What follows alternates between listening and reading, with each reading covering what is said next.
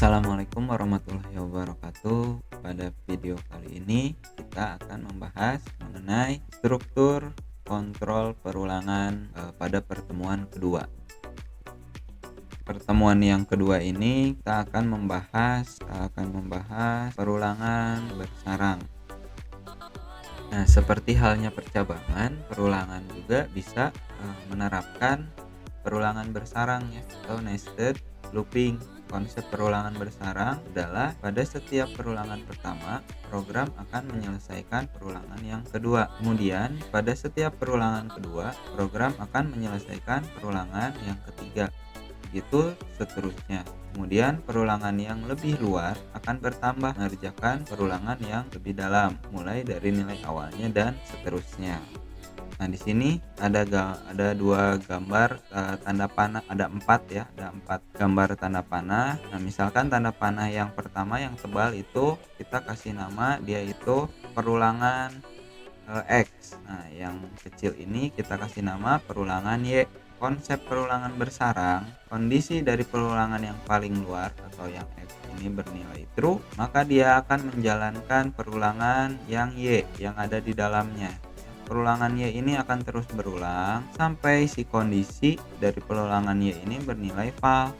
Nah, setelah kondisi perulangan Y bernilai false, perulangan X ini yang tadinya di awal itu misalkan X-nya nilainya 1, setelah perulangan Y kondisinya bernilai false, yang X ini dia akan bertambah 1.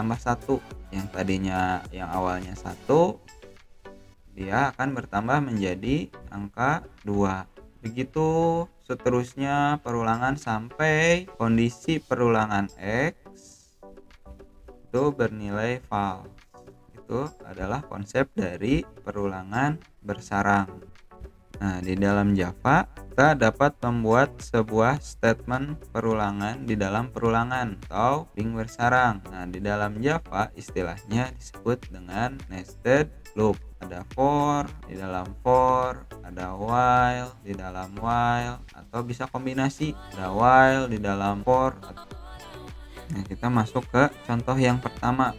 Kalian buat variabel yaitu maksimal atau max baris dan max kolom, datanya integer. Setelah itu kalian definisikan max baris itu nilainya 4, kolom itu nilainya 4. Jadi programnya itu akan mencetak ada 4 baris, 1, 2, 3, 4 dan 4 kolom.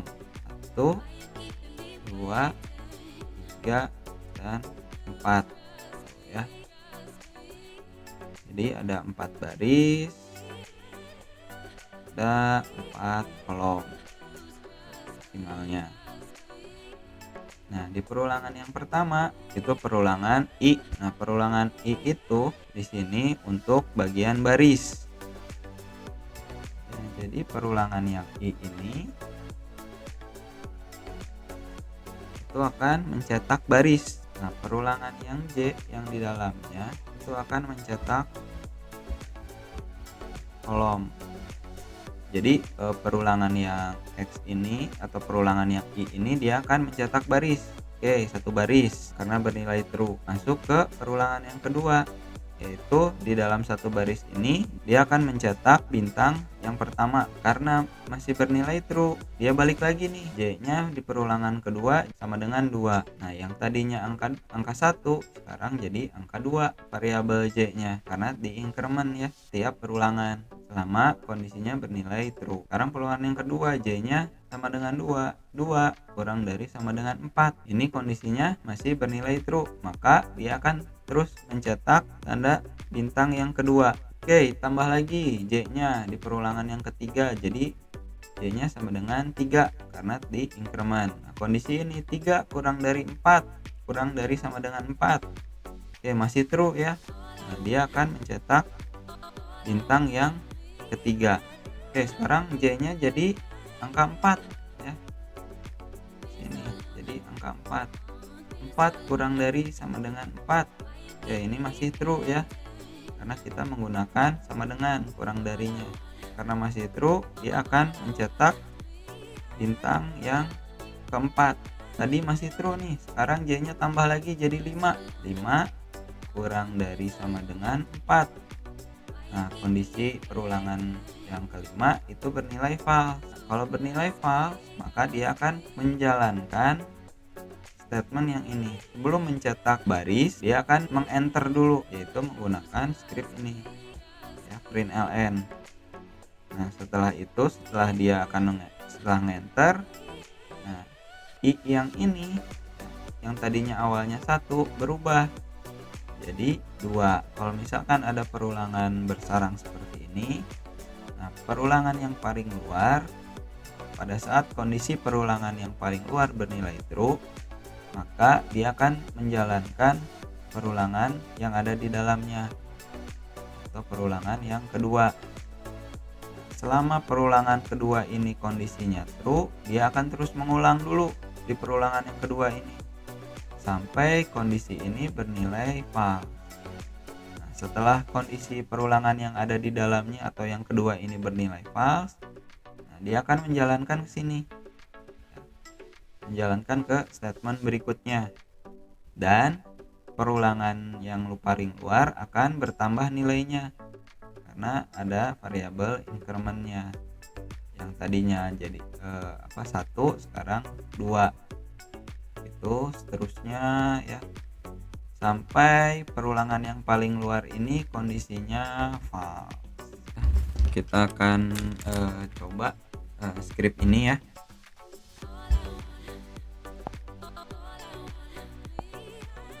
Seperti biasa, kita bikin foldernya dulu.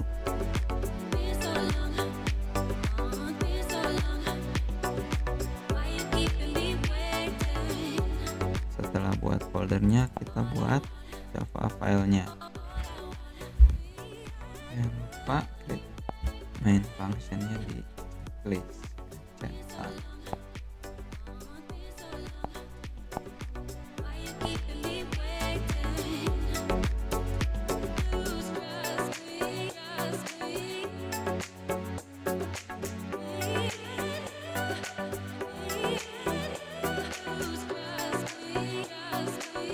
Setelah selesai, kita coba running ya.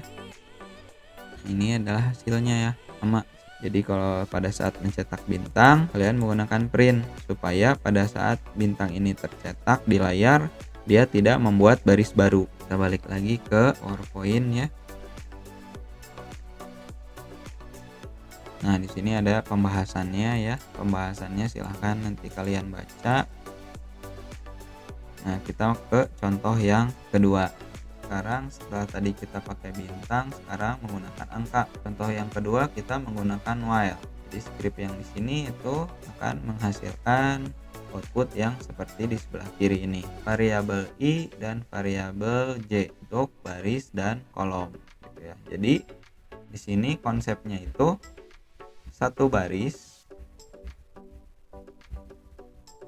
mencetak satu kolom. Baris yang pertama ada satu kolom, baris yang kedua ada 2 kolom, baris ketiga ada 3 kolom, baris keempat ada 4 kolom, baris kelima ada 5 kolom. Dari mana? Nah, dari si perulangan J-nya ya, atau kondisi J kurang dari sama dengan I. Nah, kondisi ini akan mencetak satu baris, satu kolom seperti itu. Masuk ke baris kedua, dia akan mencetak 2 kolom. Masuk ke baris ketiga, dia akan mencetak 3 kolom. Masuk ke baris keempat, dia akan mencetak 4 kolom. Masuk baris kelima, dia akan mencetak 5 kolom. Kita coba di Java NID-nya ya.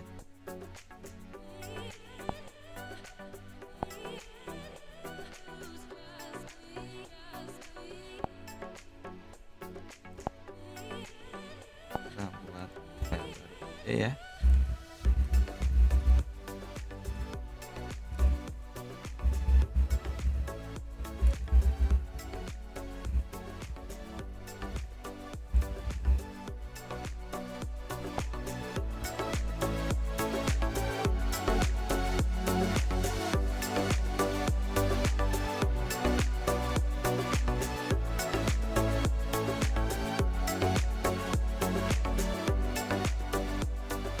Oke, sudah selesai, kita running. Nah, ini hasilnya ya. Dia kan mencetak satu baris, satu kolom,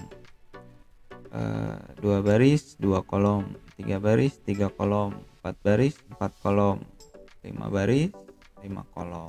Nah, jadi kalau while yang kondisi while yang I ini yang baris, kalau misalkan dia bernilai true, maka dia akan menjalankan J sama dengan 1.